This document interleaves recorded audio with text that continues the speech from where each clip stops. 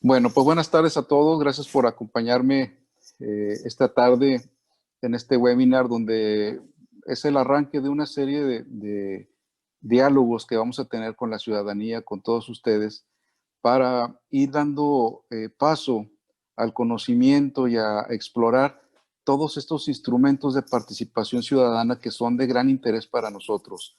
Sobre todo ahora que ya viene próximamente el arranque del año electoral y debemos de estar muy atentos como ciudadanos de todo lo que implica para nosotros las próximas elecciones.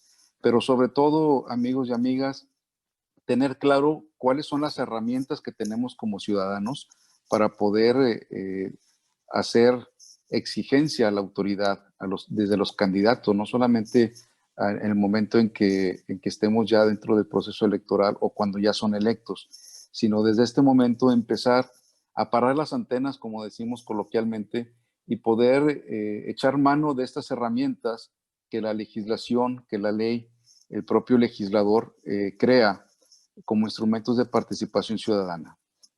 La participación ciudadana es una actividad que por sí misma desarrollan los grupos minoritarios o los grupos que tienen alguna necesidad de cuestionar el ejercicio del poder. En principio, la participación ciudadana la encontramos establecida ya a nivel legislación allá por los años 80, cuando Miguel de la Madrid implementa dentro del artículo 26 constitucional esta participación directa en la elaboración del Plan Nacional de Desarrollo.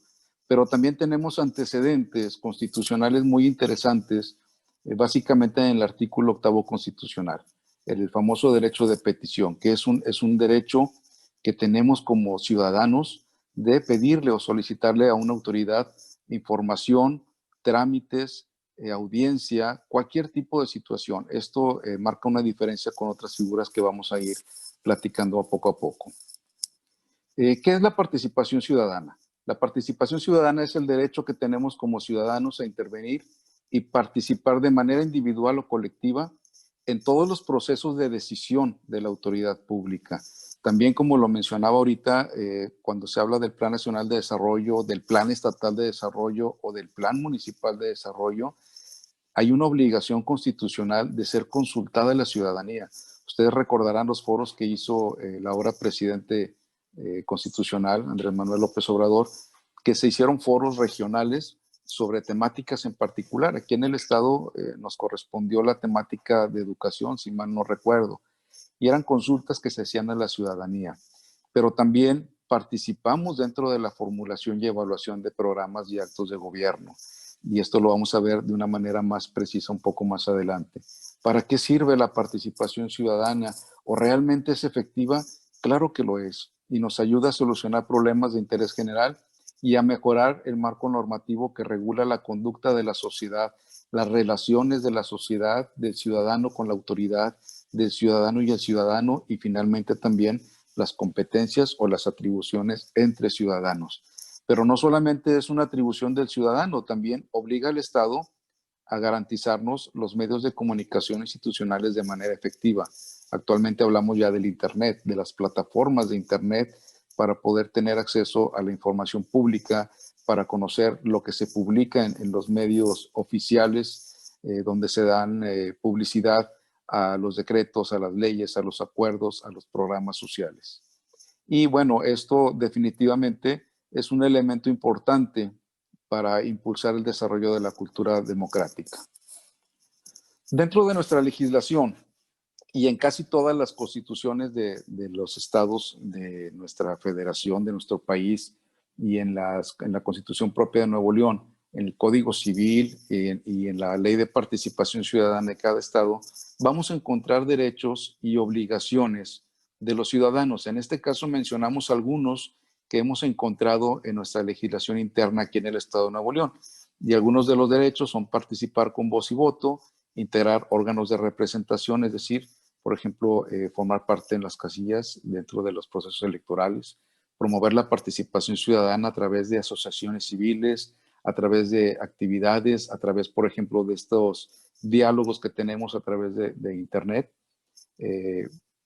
una serie de acciones que el mismo ciudadano puede ir realizando. Nos sirve para aprobar o rechazar mediante consulta pública actos o decisiones de la autoridad. Son figuras que vamos a ver más adelante. Presentar iniciativas de ley y reglamento al Congreso de Ayuntamientos, opinar sobre los actos que corresponden al Congreso, ser informado de funciones y acciones de la autoridad, participar en la planeación, diseño, ejecución, seguimiento y evaluación de las decisiones de gobierno, que es lo que comentábamos ahorita. Y finalmente, ejercer y hacer uso de los instrumentos y órganos de participación ciudadana. Es decir, todas estas herramientas o todos estos instrumentos que vamos ahorita a platicar es lo que nosotros podemos impulsar. Hay una cuestión muy importante que quiero puntualizar. No todos los instrumentos de participación ciudadana dependen de la autoridad en su ejecución, pero tampoco todos dependen del ciudadano.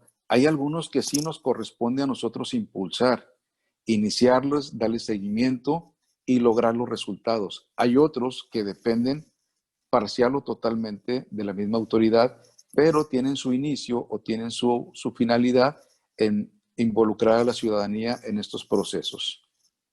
Vamos a ver cuáles son los instrumentos de participación ciudadana, en particular que nos presenta nuestra legislación.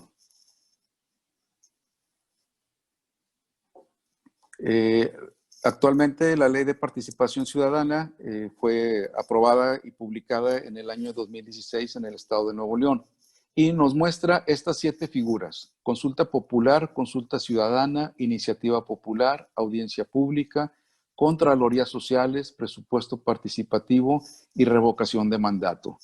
Pueden ustedes ver en primera instancia algunas figuras que están dentro de la opinión pública de una manera muy importante, como es la revocación de mandato, que inclusive es algo vigente, actual, que se maneja a nivel federal con relación al presidente de la República.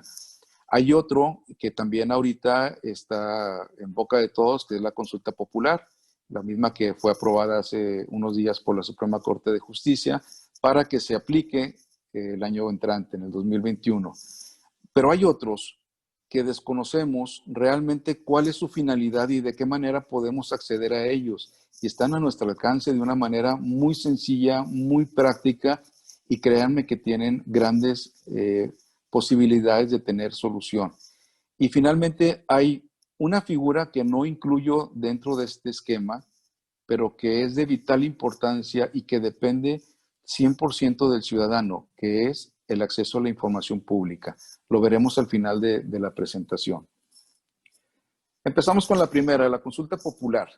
Esta es una intención que presenta el Ejecutivo, el Congreso o los ayuntamientos para poner a disposición del ciudadano una aprobación o rechazo de un acto o decisión que quieran ellos tomar y que resulte de trascendencia social.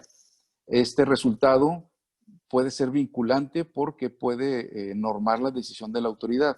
Aquí les pongo una liga. A nivel estatal, la Comisión Estatal Electoral del Estado de Nuevo León realizó el primer proceso de consulta popular en las elecciones del 2018. Recordarán quienes tuvieron el privilegio de ejercer su voto en las anteriores elecciones, que aparte de las boletas de los candidatos, nos entregaron una boleta adicional donde se hacía una consulta con una pregunta muy concreta, que si estábamos de acuerdo en que el Ejecutivo del Estado tuviera que ubicar dentro de los parques a su cargo un establecimiento de primeros auxilios. ¿Sí?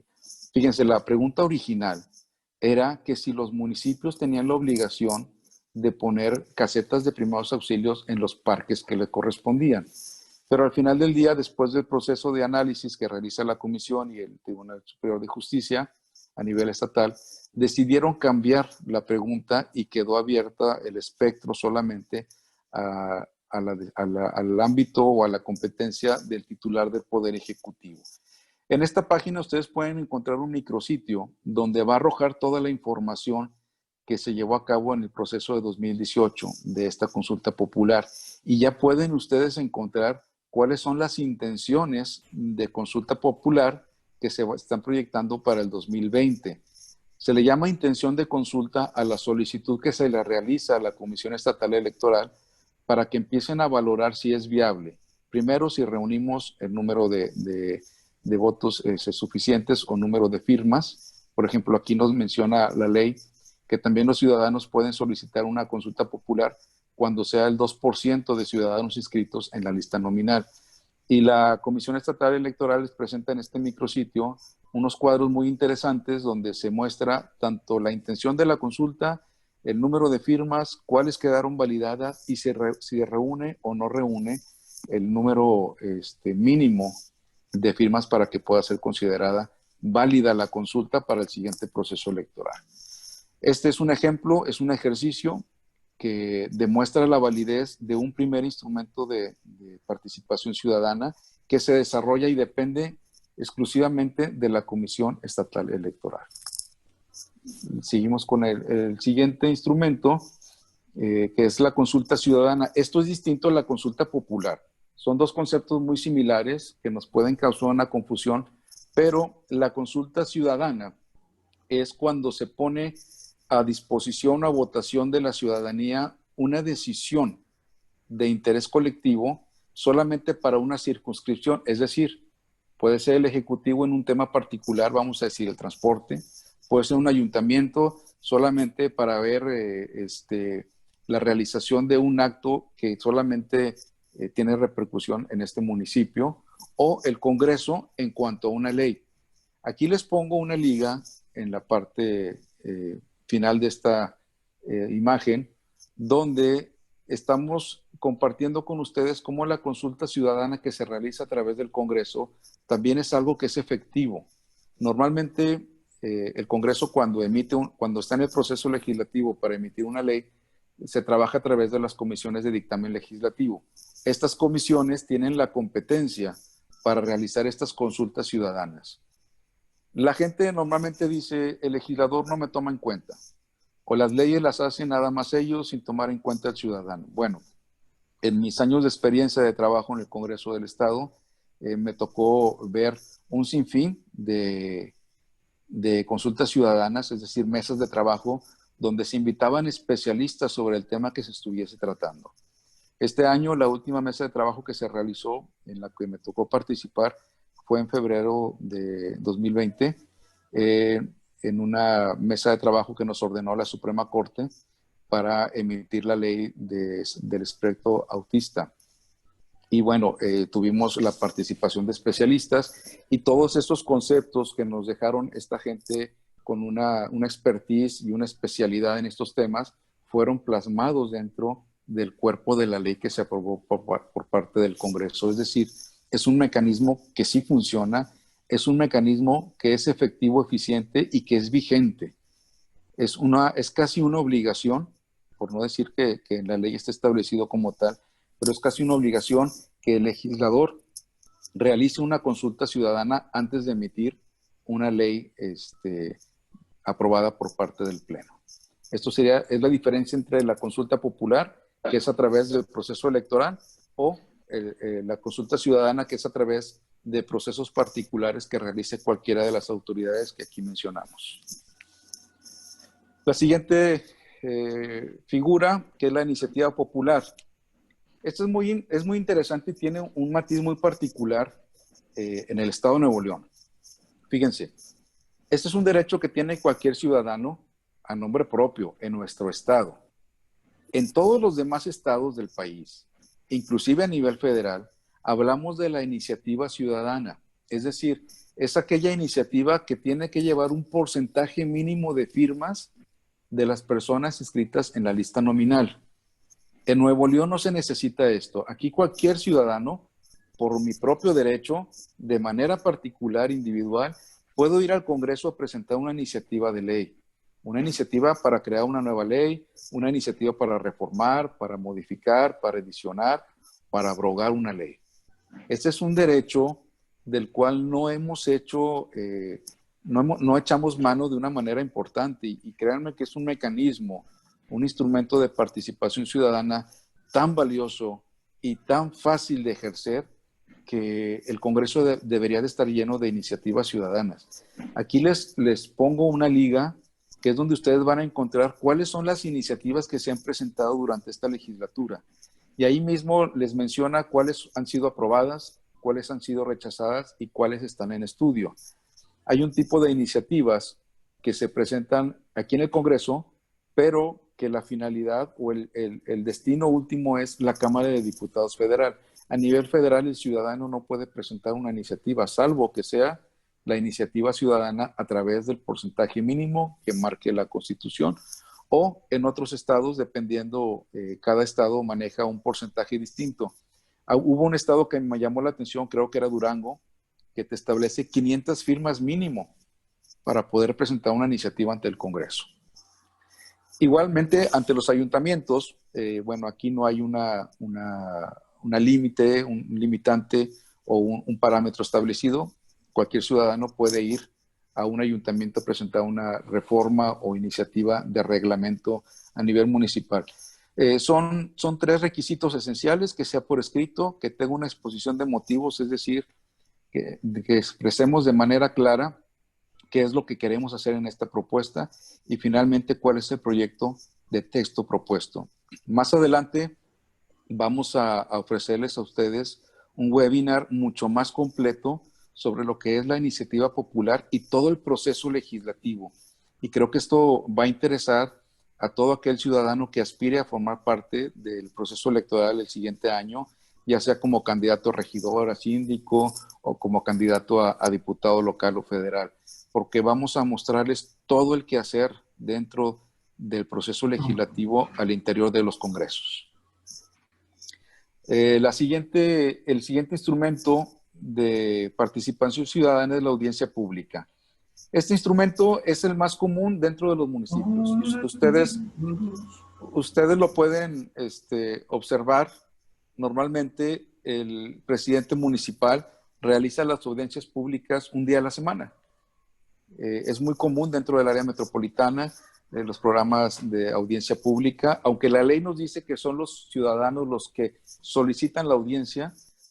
Aquí la autoridad se adelanta y hace estos eventos de manera pública, permanente, y solamente se ven suspendidos en las etapas electorales para evitar cualquier tipo de desvío de recursos o de propiciar una inclinación en el voto que se esté trabajando en ese momento. Aquí es muy importante aclarar que no solamente es para la autoridad municipal, también es para los legisladores. La ley habla de todas las autoridades. El ciudadano o grupos de ciudadanos pueden acudir ante cualquier autoridad a solicitar una audiencia pública. Esta audiencia, aquí se menciona en la imagen, se puede hacer a través de asambleas ciudadanas, comités ciudadanos, consejos consultivos, organizaciones, representantes de sectores o inclusive representantes populares electos. ¿Qué significa esto? Que un diputado puede solicitar una audiencia pública a un presidente municipal, o que un regidor le puede solicitar una audiencia pública en nombre de los ciudadanos a un diputado. Fíjense cómo es una corresponsabilidad la participación ciudadana. No depende solamente de nosotros como habitantes o ciudadanos del Estado. También involucramos a las autoridades. La siguiente figura es el presupuesto participativo. Esta figura me gusta mucho porque nos involucra directamente a nosotros, los ciudadanos, para definir el destino de los recursos públicos en nuestro municipio. ¿Quién de ustedes no se ha preguntado por qué de repente en mi comunidad, en mi barrio, en mi sector, la autoridad no le mete mano a mi parque, o no recarpetea mis vialidades, o el alumbrado público se tarda en que sea corregida las faltas? Bueno, el presupuesto participativo es la manera en que el ciudadano puede exigirle y pedirle a la autoridad la realización de una obra desde que se realiza el presupuesto de egresos. La ley nos dice que toda autoridad municipal debe de determinar dentro de su presupuesto de egresos una partida de presupuesto participativo. Nuestro estado no establece un porcentaje mínimo. Hay estados que sí te dicen que el presupuesto de un municipio debe destinar mínimo el 5% o el 3% de su presupuesto para presupuesto participativo. ¿Quiénes van a pedir el presupuesto participativo? los ciudadanos que estén organizados, que tengan una representación legal, ya sea a través de asambleas, de juntas vecinales, de asociaciones civiles, una manera que tengamos de identificar un grupo de ciudadanos en un territorio plenamente determinado. Actualmente lo más común son las colonias con la modalidad de semiprivadas que conocemos, ¿verdad? Ahí normalmente tenemos una mesa directiva, una asociación de vecinos. Bueno, el representante de esa asociación es quien hace las veces de realizar la gestión ante el municipio para decirle, oye autoridad, oye alcalde, necesito que me destines una partida de tu presupuesto para que el año que entra poder arreglar mi parque. ¿Sí? Aquí en el área metropolitana, haciendo una revisión muy genérica de los presupuestos de egresos de 2020, observamos que solamente el municipio de San Pedro tiene esta partida. Solamente el municipio de San Pedro establece un presupuesto del 5% por reglamento. Es el único municipio que establece un porcentaje mínimo para establecer un presupuesto participativo. Ustedes recordarán a mediados del año, con todo este tema de la pandemia, el alcalde Miguel Treviño decidió cancelar ese presupuesto para destinarlo a acciones propias para atender el COVID-19. Este presupuesto queda suspendido entonces. Pero fíjense lo importante que establece el reglamento. Y todos los reglamentos municipales que existen en este momento establecen lo mismo menos el porcentaje mínimo. San Pedro sí dice, si este año le das el 5%, el siguiente año no le puedes dar menos. Tiene que ser lo mismo o más. Y la tendencia es que vaya creciendo ese presupuesto para que sean más las colonias o las asociaciones de vecinos que alcancen un mayor beneficio dentro del presupuesto. ¿Qué es lo que nos hace distinto cuando un municipio tiene presupuesto participativo y cuando no lo tiene? Es muy sencilla la diferencia. Cuando no lo tiene, las obras entran a una bolsa común y se van a realizar de acuerdo a cómo se vayan teniendo recursos. Cuando se tiene una obra etiquetada en un presupuesto participativo, ya la tiene segura. Ya tienes los recursos desde que se elabora el presupuesto de egresos. Y es la misma autoridad la que te va a acompañar como vecinos para realizar esta obra. Este presupuesto, como les mencionaba ahorita, se establece cada ejercicio fiscal, es decir, cada que se elabora un presupuesto de egresos. Esta figura va de la mano con otra que vamos a ver más adelante, que es la Contraloría Social. Pero vamos a ver antes la revocación de mandato. Este es un tema muy vigente, muy actual a nivel federal. Sin embargo, tengo que comentarles que a nivel estado esta figura la tenemos desde los años 80 y es una figura que ha funcionado y que se ha aplicado y que da resultados. En lo personal, en el año de 1998 me tocó participar en la revocación de mandato de un presidente municipal de nuestro estado.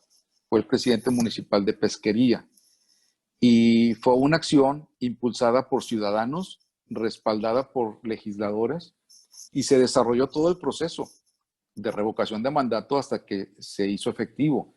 Y nos tocó ir a notificar al alcalde, ir a pedirle que se retirara del puesto y designar al alcalde sustituto en ese momento.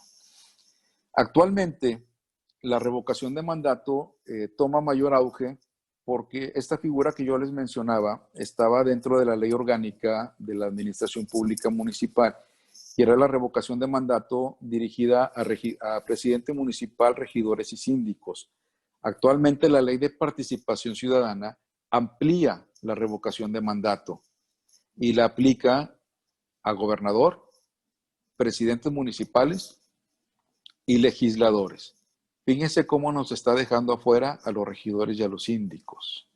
Sin embargo, lo complementamos con la ley de gobierno municipal que nos sigue manejando la revocación de mandato. ¿Cuál es la diferencia? Que aquí la revocación de mandato debe de ejercerse a la mitad del ejercicio. Es decir, si yo quiero solicitar la revocación de mandato de un diputado local, aquí nos menciona la lámina, lo tiene que solicitar el 10% de ciudadanos registrados en la lista nominal del distrito al que fue electo. Y tiene que ser al año y medio, es decir, a la mitad del mandato.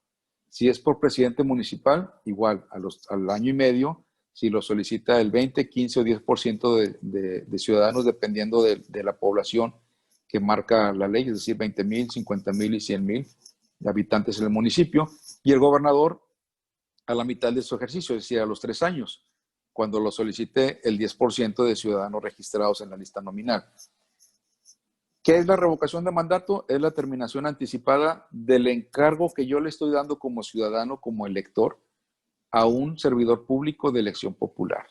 Es una figura que sí funciona, que sí está comprobada en el estado de Nuevo León. Se ha dado la revocación de mandato por lo menos en 2 ocasiones en los últimos 20 años a través de la ley de gobierno municipal. Y ahora que tenemos la ley de participación ciudadana, tiene que ser algo que a lo que nosotros echemos mano de una manera mucho más importante y con mucho más convicción de que podemos echarlo adelante. La ley nos da esta facilidad y esta atribución. La Contraloría Social. Esta va muy de la mano con el presupuesto participativo porque es una figura que permite al ciudadano acompañar a la autoridad en el correcto y eficiente aplicación de recursos de las obras públicas. Quizá a algunos de ustedes les ha tocado participar o ver cuando se da el arranque de una obra en un municipio, presentan a los contralores ciudadanos, a un comité de ciudadanos que está dando fe y siendo testigo de que inicia el arranque de la obra. Pero también le va a dar seguimiento en todo el proceso de adjudicación y en todo el proceso de ejecución. Y fíjense algo muy importante, y lo pongo aquí con un destacado ojo. Las Contralorías Sociales pueden solicitar la sanción correspondiente al servidor público responsable. Es decir, si de la auditoría que realiza la Contraloría Social, o la auditoría que resulte por el órgano fiscalizador municipal, que es la Contraloría, se determina que hay una sanción para un servidor público, no va a depender solamente de la autoridad o del superior jerárquico, que en este caso es el presidente municipal, el poner la sanción, sino que los ciudadanos a través de la Contraloría Social podemos exigir que se le imponga la sanción al servidor público que haya incumplido con la ley. Entonces, es otra figura que también tiene ya muchos años funcionando dentro de nuestro sistema de administración pública y que no estaba dentro de la ley de participación ciudadana. Era una figura que empezaba a involucrar al ciudadano dentro de los procesos de realización y de ejecución de la obra pública. Muy bien, vamos a ver ahora los consejos consultivos. Esto es muy común y creo que todos hemos escuchado hablar de los consejos consultivos dentro de distintas unidades administrativas o dependencias. Tenemos un sinfín de consejos consultivos en todas las secretarías, en los municipios. Solamente en aquellos municipios que tengan menos de 20,000 habitantes podrá existir un solo consejo consultivo. En todos los demás podemos tener consejo consultivo de seguridad pública, consejo consultivo contra la adicción de las drogas, consejo consultivo de desarrollo social, y así nos podemos ir una por una de las materias que tengan cada una de las secretarías tanto del ayuntamiento, de un municipio o a nivel estatal.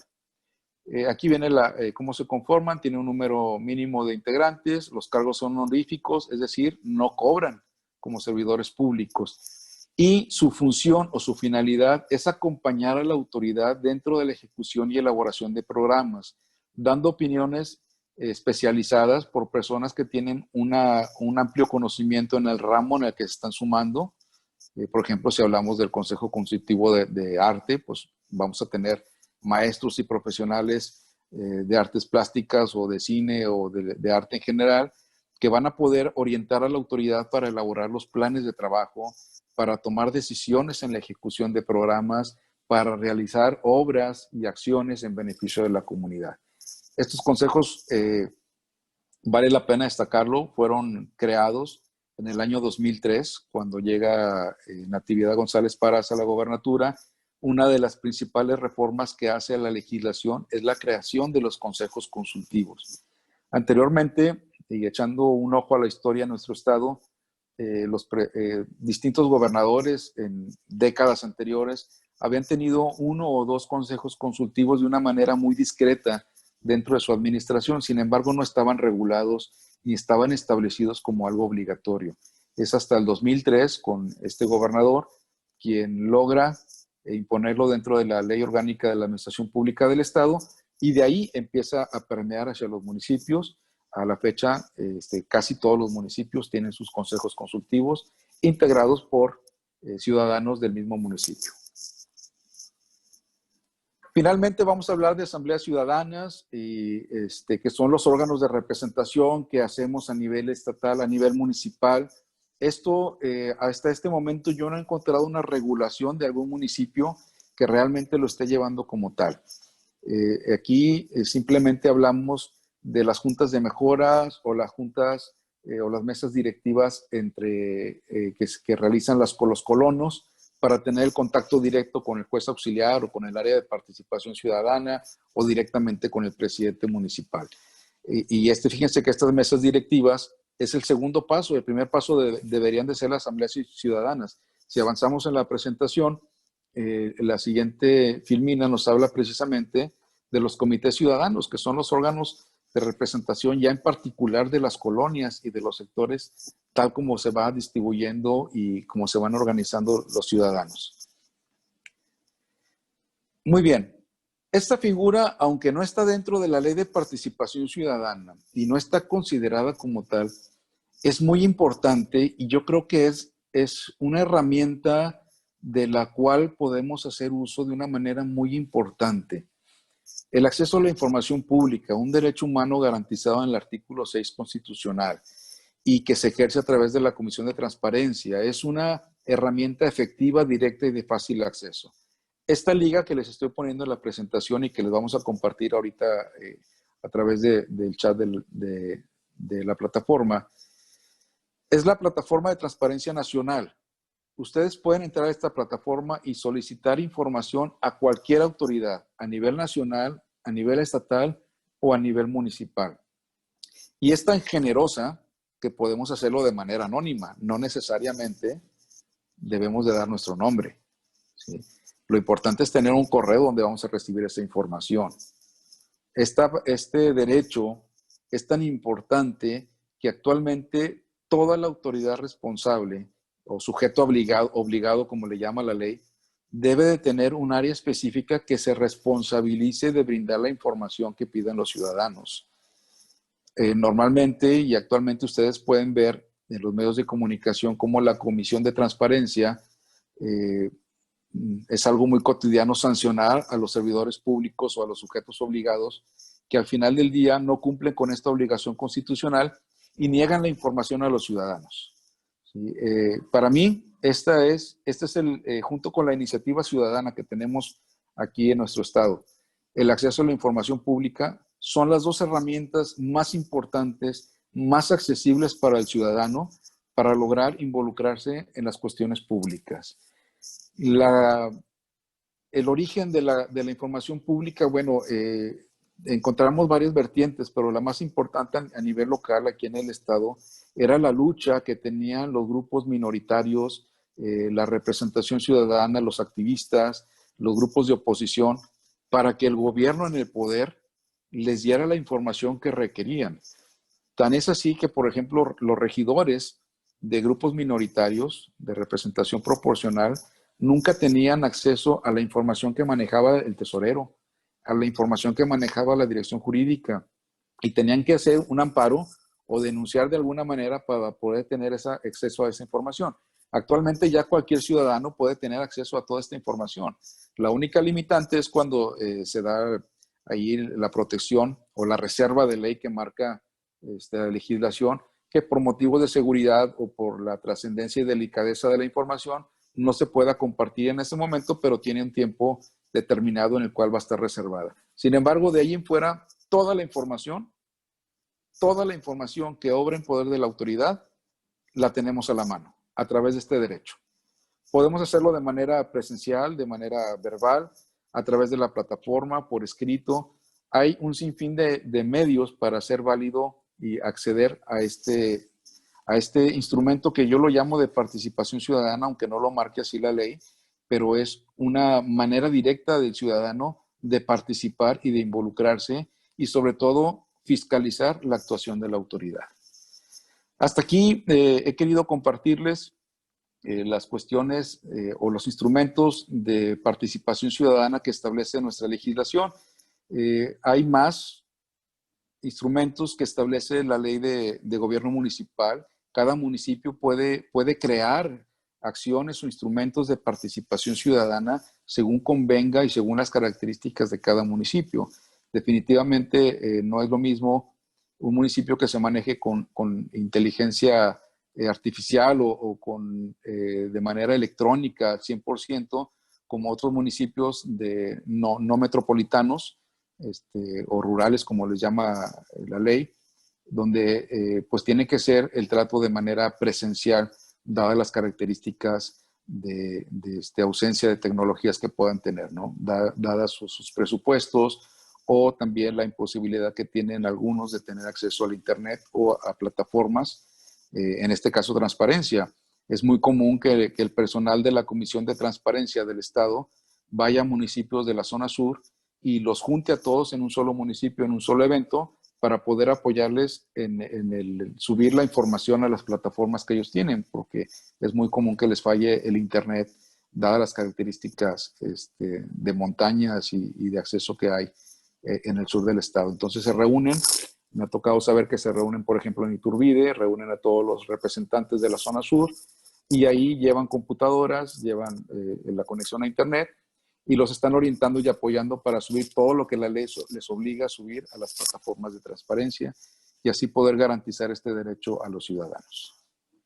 Quisiera que realmente esto fuera un diálogo. Si alguien tuviese alguna pregunta sobre alguno de estos instrumentos, su efectividad, cómo echarlos a andar o algo en particular, pues está abierto el micrófono para que podamos tener una interacción y enriquecer también la participación que nos puedan dar algunos compañeros que estén aquí presentes, que yo sé que hacen uso y echan mano de instrumentos de participación ciudadana.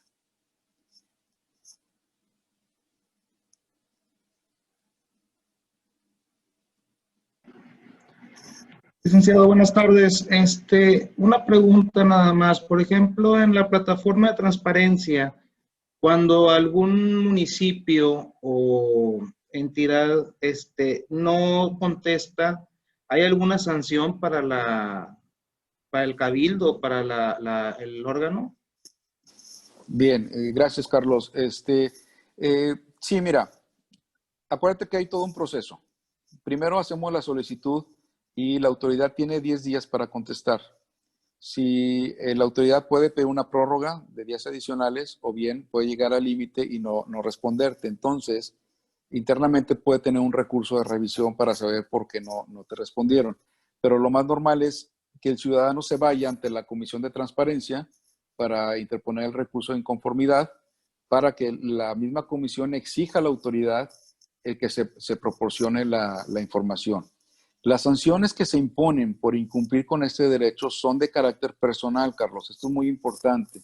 Si tú algún día aspiras a ser servidor público o eres servidor público y tú niegas una información que esté bajo tu custodia, la sanción va a recaer a tu bolsillo. Es decir, no es una sanción oficial, es una sanción personal.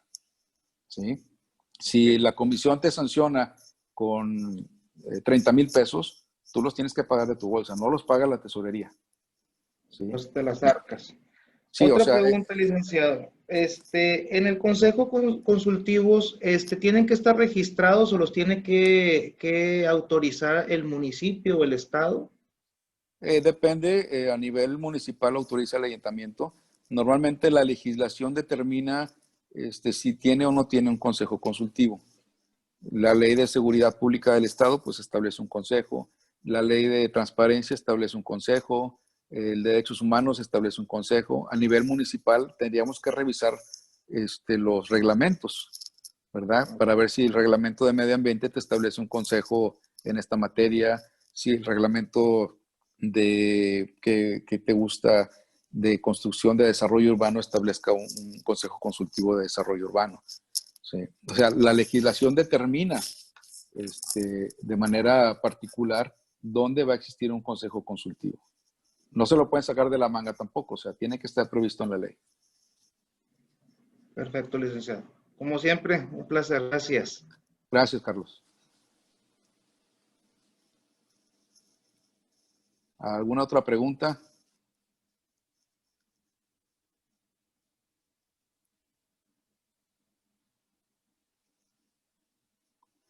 Bueno, pues compartiremos con ustedes esta presentación elaborada de una manera muy accesible y muy sencilla.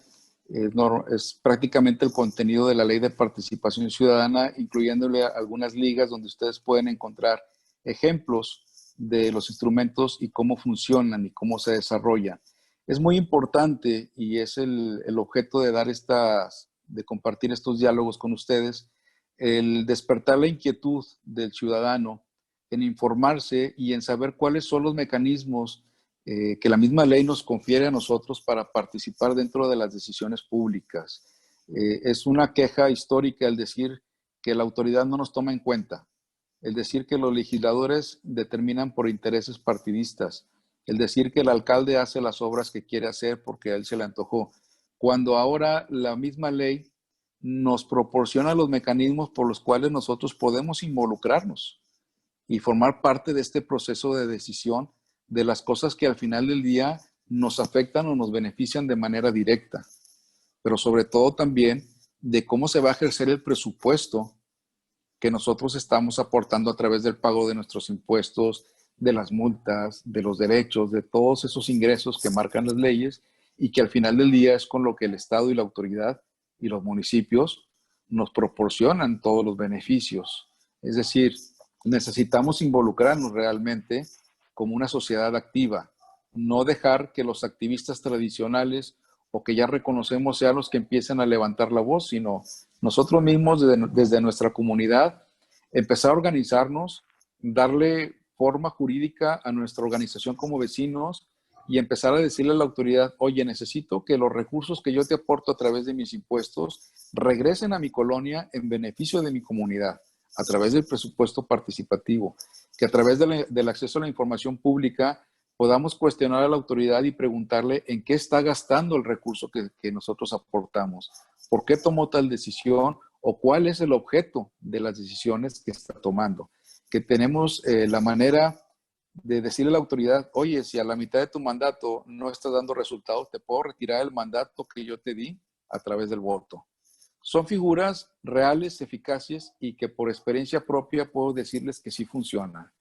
Si yo no estuviera convencido de que podemos acceder a ellas y que podemos lograr un bien tangible, no estaría aquí compartiéndoles esta información.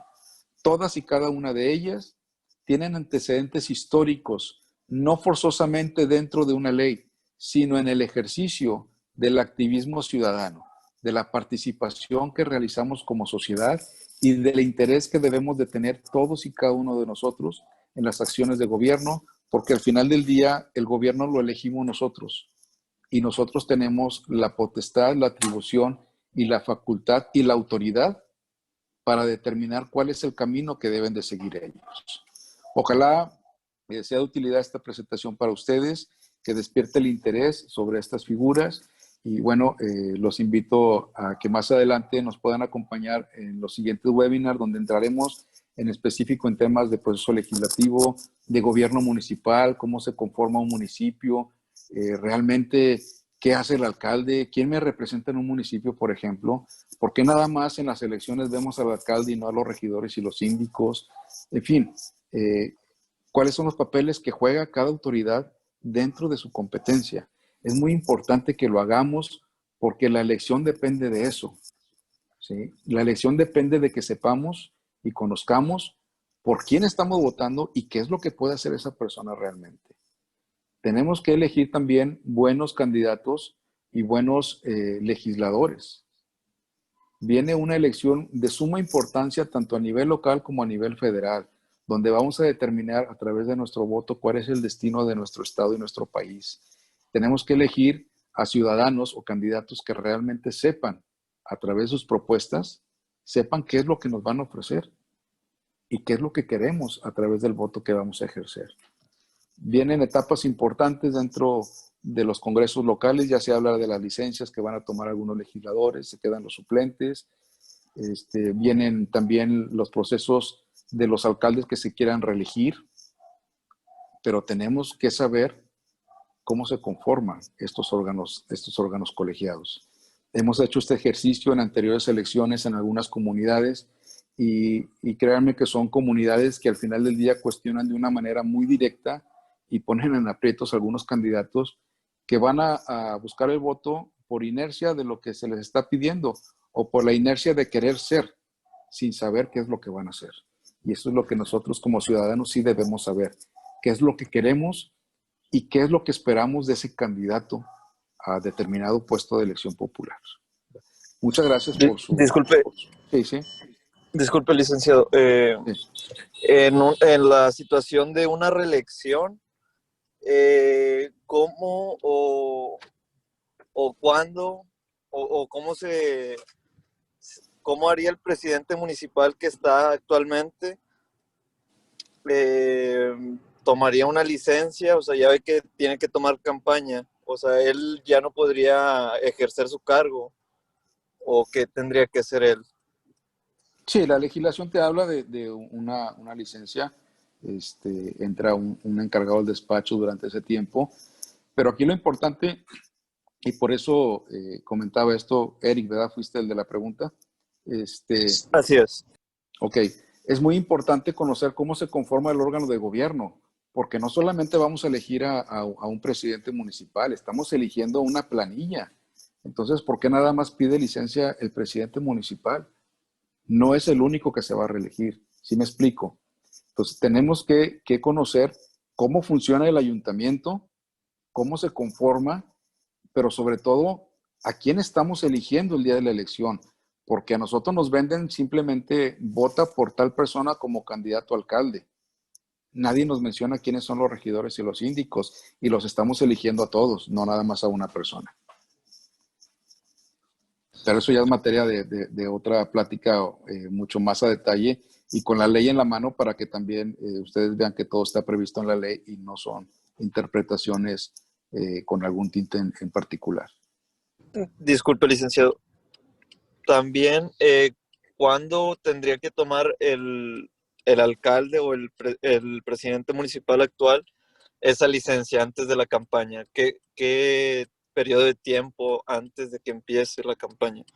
Tenemos que revisar el calendario del año electoral, Eric. Tenemos que revisar los tiempos que marque el calendario como etapas de aspirantes, etapas de precampañas y etapa de campaña y de registro.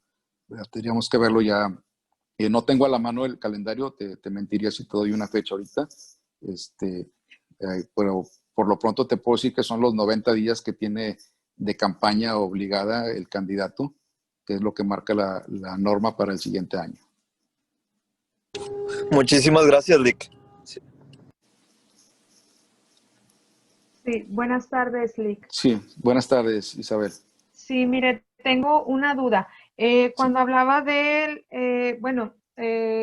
presupuesto participativo, Sí. ¿eso es nada más para mejoras que se hacen en las colonias? O sea, ¿ese presupuesto es nada más para eso? No, fíjate que cada reglamento te establece un catálogo de cómo se ejerce el presupuesto participativo, tanto para cuestión de obra pública, educativa, medio ambiente, inclusive te habla de infraestructura. ¿Sí? Lo que marca la diferencia, Isabel, es que este presupuesto tú lo pides para una obra en particular dentro de tu territorio como vecino. ¿Sí? Que es lo que mencionaba ahorita, la diferencia entre la bolsa general para obra pública y la bolsa particular para presupuesto participativo. Te voy a poner un ejemplo. El municipio destina 100 millones para obra pública, ¿sí? Y dentro de esos 100 millones se van a recarpetear 15 avenidas, se va a hacer un puente peatonal, etcétera, ¿no? Pero también te determina 10 millones de presupuesto participativo. De esos 10 millones, en tu colonia se organizan y se conforman como una asociación civil o como una asamblea de ciudadanos, tienen su representante legal y ustedes dicen, municipio, yo quiero reconstruir mi parque y aparte recarpetear toda la calle que circunda el parque. ¿Cuánto es el total? Pues es 1,5 millones. Perfecto.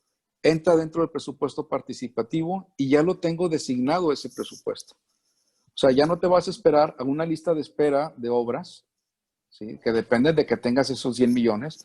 Acá ya tienes 10 y de esos 10, pues vas a una obra de 1 millón, pues nos alcanzan 4 o 5 obras más. para 5 colonias más. Sí, o sea, es determinado y es directo y es dirigido a la comunidad. La otra es para todo el municipio. Y es dependiendo cómo lo vayan solicitando, o sea, si hay, por ejemplo, no sé, 10 colonias que ya lo solicitaron anteriormente o así, es como lo vayan solicitando, o también entra en que ellos consideren que sí o que no se te puede otorgar. Hay que verificar el reglamento, Isabel. En otros estados, los ciudadanos van y lo piden y el siguiente ejercicio el municipio lo establece. Hay otros estados como Nuevo León, el municipio de San Pedro, si no me equivoco, tiene inclusive un consejo consultivo de presupuesto participativo, donde son ciudadanos del mismo municipio los que determinan los lineamientos y parámetros para ver de qué manera se va a ir aplicando ese presupuesto y en qué orden, ¿verdad? Porque también se deben determinar en base a los polígonos de pobreza, las zonas que requieran mayor infraestructura, ¿no? Entonces también hay que estar atentos de esa reglamentación, que no todos los municipios lo tienen, ¿eh? Hay que poner atención a eso. Y por eso yo insisto que es una figura que a mí me gusta mucho porque es donde el ciudadano se mete de lleno a la administración del presupuesto del municipio. De decirle, a ver, ¿por qué si tú tienes tantos millones de presupuesto, no me puedes destinar el 3% para obras dirigidas a ciertas colonias? ¿Sí? Entonces, sí, depende mucho de la normativa de cada ayuntamiento. Y eso ya nada más se revisa entonces en el reglamento municipal o ya lo... Sí, pero te digo, aquí en el área metropolitana, de los que revisé, nada más Monterrey, San Pedro, tienen reglamento de presupuesto de participación ciudadana y en particular te regulan el presupuesto participativo. Muy bien, muchísimas gracias. Al contrario.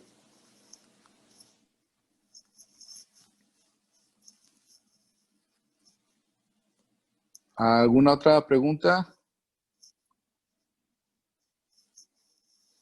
Bueno, pues les agradezco mucho su atención y con esto damos por concluido este diálogo de instrumentos de participación ciudadana y pues los invitamos a estar atentos a los siguientes diálogos que tendremos más adelante. Muchas gracias. Muchísimas gracias.